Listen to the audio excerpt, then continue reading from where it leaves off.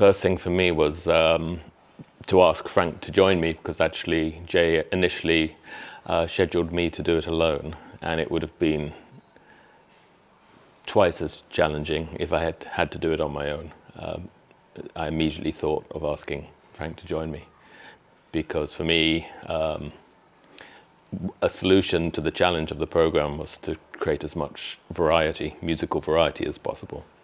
And between us, the sort of combination of sounds and tonalities that we could create, I thought would be very helpful.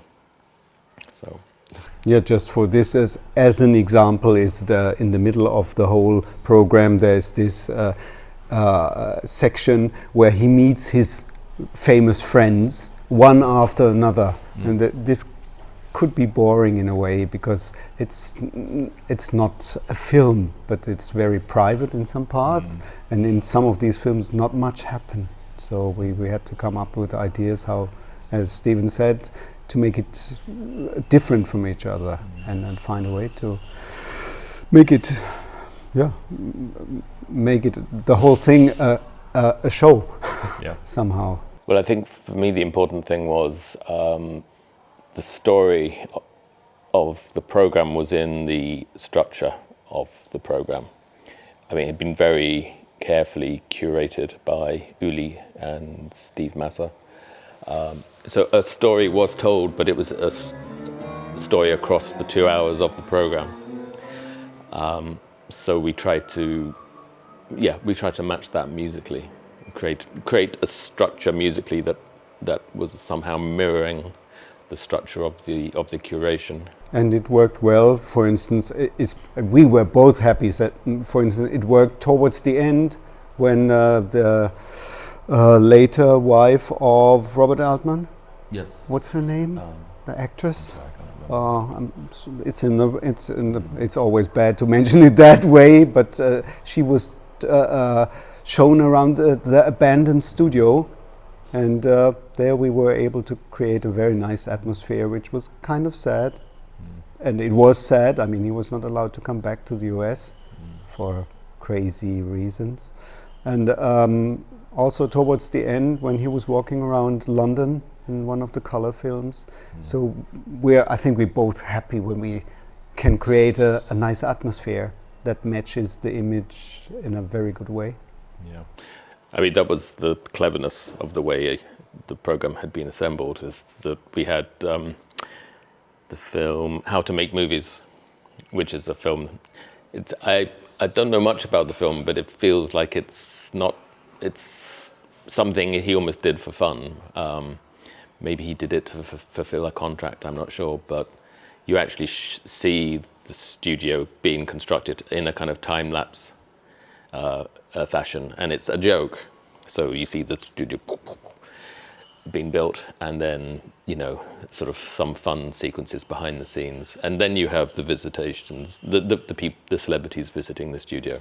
So that's why that's there, and you have a sense of the films that he made there, and then of course we come back to it when it's deserted, and it sort of closes the circle. It's very touching.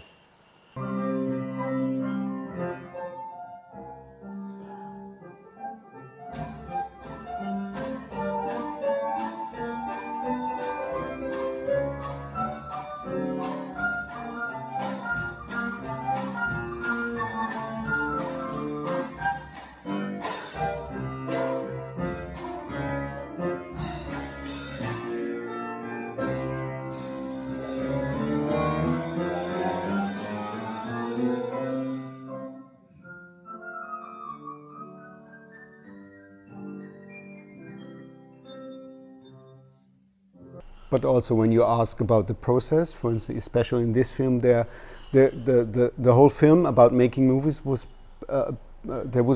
after it were the outtakes. Yes. So that was really challenging. So we were discussing it. Shall we repeat the same kind of jokes who are in the actual film? And we both said no.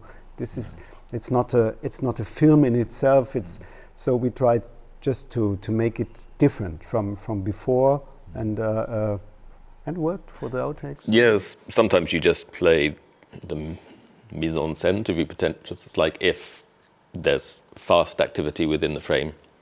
You just, you match that. But sometimes you go against that. There's never one ideal way of doing it. And the important thing was to try and, as I said, maximize the variety, reflect the variety on the screen, but also sometimes provide a counterpoint. And that variety it wasn't just about the films. We wanted to to try and make this a show for the public, a show that could be challenging. We thought, well, if we can create an entertaining musical show, that will help. So, for example, the second animation, which was the third film, which starts off with a big storm, we said Frank had a 2-minute solo to play the thunder and lightning, because I think it's nice for the audience to hear. It doesn't have to be piano all the way through. Sometimes it's nice to just have something completely different for a sustained period. And you had lots of fun with that film, didn't you? I mean, these were really little films. That's why here's the gimmick with ghosts. That's why I have to see the films at home. Otherwise, I'm not prepared. This is the typical sound effect for the ghosts, and sometimes it works perfectly. And if it creates a laugh, fine, or matches the image. But if you don't have it, that's also why now I tend to watch the films before, if I can, because I play other instruments as well as piano. And if you just do a piano solo, it's much you can turn on a dime. If you need to, if the film suddenly takes a pivot, you can pivot instantly. But if you want to pick up an instrument, this is just a physical, almost mechanical process involved, and you need some seconds for that. So if you don't know it's coming, you can be embarrassed. And for all when he met his friends, so we had different approaches, because there were two boxing films in a row. So we discussed how can we do it differently, or Stephen had the idea when the Archbishop is talking to, no, it was Churchill.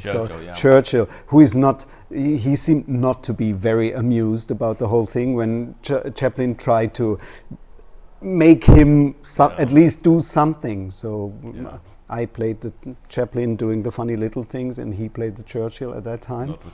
Not responding. Yeah. I don't know if that communicated, but because in those little studio visits, each time he's trying to create some comedy in front of the camera, whoever it is, and Churchill was not. Churchill was having none of it. So I thought that was quite funny. But just talking about the ideas. Yeah, so we had different approaches. So there was definitely we were just saying earlier about another show which I did with the harp player Elizabeth Jane. It was equally true of this. A rehearsal was not possible. It's just not possible with the timetable that we have. But we had a plan, so we had a very detailed plan.